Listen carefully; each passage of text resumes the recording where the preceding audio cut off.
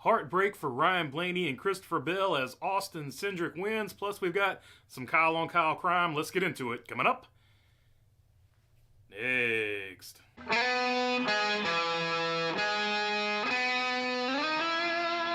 What's going on, everybody? Hope you're doing good today. All right, the 25-year-old 2022 winner of the Daytona 500 notches his second win in his career and a big win. It locks him into the playoffs. He was below the 16, so a huge win for him. Huge win for Ford. Huge win for Team Penske, but it came sort of as a surprise to some. It wasn't necessarily a surprise to me. If you watch the pre-race where you see this clip here, who do you think is going to win? As far as who I think is going to win, so my wild card pick, I'll start off with that. My wild card pick is going to be Austin Cindric. I think he's the bigger sleeper pick here. So I did have him as my dark horse, but it was still a surprise even watching the race, and even though he led 53 laps in this, because Christopher Bell looked like he had the dominant car. He led 80-something laps, I want to say, off the top of my head, and he just looked like he was going to be the car to beat, looked like he was going to be the dominant car, and when everything cycled back around, it looked like Christopher Bell, the only guy who could pass cars sort of at will on the track, looked like he was going to walk away from it, and he was in the process of passing Ryan Blaney for the win to get the race lead and get the win. But then as he was trying to make the pass, his engine starts going south on him, starts throwing up all kinds of warning signs and stuff inside of the car, according to the telecast on Fox, which that's another story we're not even going to get into. Fox probably did the worst job they've ever done, and that's all there is to say about that. But he had the best car. He didn't get it done. Engine gave up on him. Didn't get the finish he deserved. So it looked like Ryan Blaney had the race in hand, had a massive lead over the second place car, which was Austin Cindric. So Ryan Blaney looked like he was going to be your leader. Then with like a lap to go, last lap of the race, Ryan Blaney runs out of gas. And then Austin Cindric goes and wins the race. There's a saying that goes, luck is preparation meeting opportunity, and when the opportunity presented itself, Austin Cindric was prepared to take it, so he goes out there, wins the race, totally shakes up the points, which we're going to get to in just a minute. But good win for him. Like Richard Petty always said, you know, all you can do is put yourself in position to win, and hopefully circumstances dictate that will be the case. So there you go. He did what he had to do to win the race, and good for him. Terrible. I feel terrible for Christopher Bell and Ryan Blaney, but hopefully they will get it going into the next round. Ryan Blaney needed that win for sure just to lock himself in. I think he's still going to be good to point his way in, but locking yourself in with that win would have been big for him as well. At points in the season, Ryan Blaney has carried forward, so that win looked like it was going to be his, but just wasn't meant to be today. All right, let's look at the rest of the top 10 here.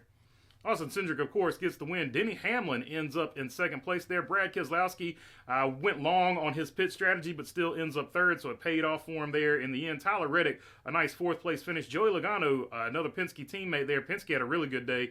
Really fast cars at this particular racetrack. Worldwide Technology, Gateway, whatever you want to call it. Joey Logano would fifth there. Austin Dillon definitely needed this run. He carries the banner for Chevrolet here today. The highest finishing Chevrolet is Austin Dillon. And what might have been for his teammate Kyle Busch, we're actually going to touch on that in just a minute as well. Christopher Bell finishes 7th. Carson Hocevar, Justin Haley, Kyle Larson finishing 10th. Aforementioned contact with Kyle Busch, which we're going to touch on next. Ty Gibbs, Ross Chastain, Chase Elliott, Chris Buescher, and William Byron round out your top 15. So those are the happy beers. Here are the guys drinking the sad beers.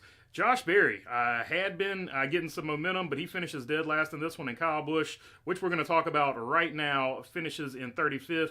And Martin Truex Jr., who had a really good car, but had to cut down a tire, a left rear tire. He had a car capable of making some noise in this race, but it wasn't meant to be with that cut left rear tire trapping him a couple laps down. So the only really other big moments in this race of drama was Kyle Busch and Kyle Larson. They were racing each other hard.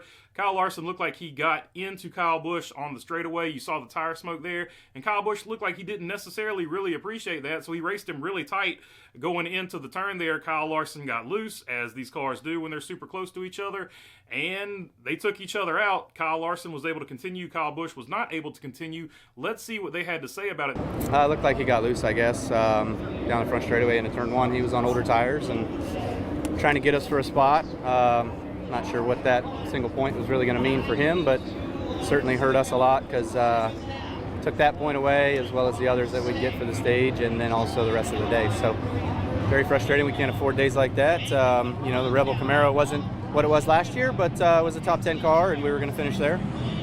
So you see that there from Kenny Wallace's YouTube channel, and he said we can't keep having days like this. We're not in a position to have days like this.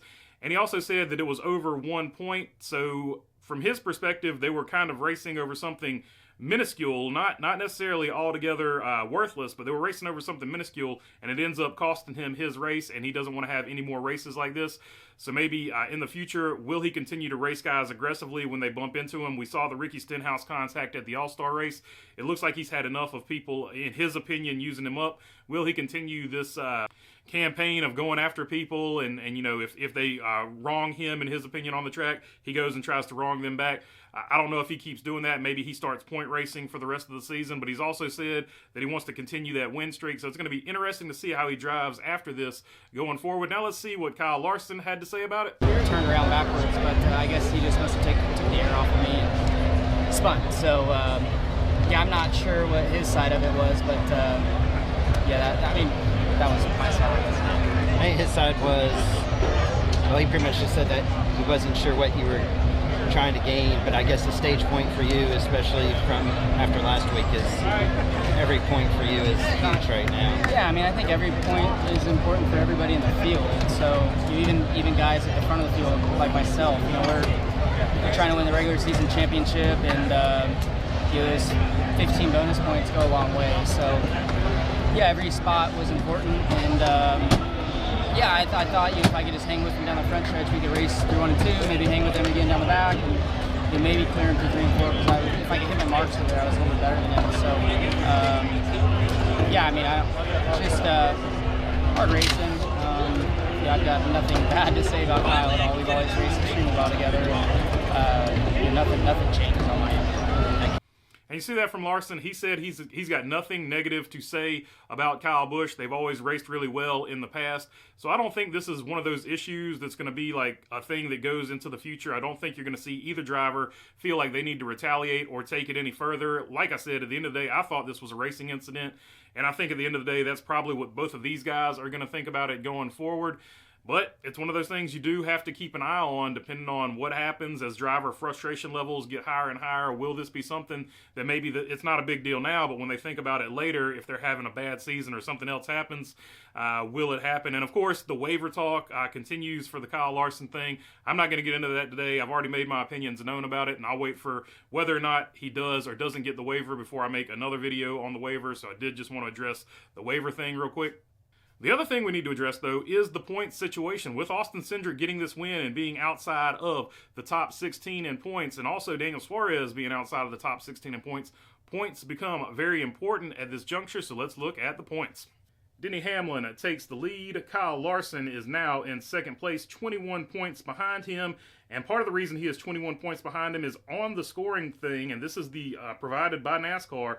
They have taken away all of Kyle Larson's previous points from the season, his previous bonus points from the season, I should say, and that is why he is at minus 21, which, like I said, I'll talk about that at another date, but interesting that this is an official NASCAR thing, and those bonus points are gone, so I would like to point that out. Chase Elliott in third place, Martin Truex Jr. in fourth, William Byron in fifth, Tyler Reddick sixth, Ty Gibbs seventh, Christopher Bell in eighth.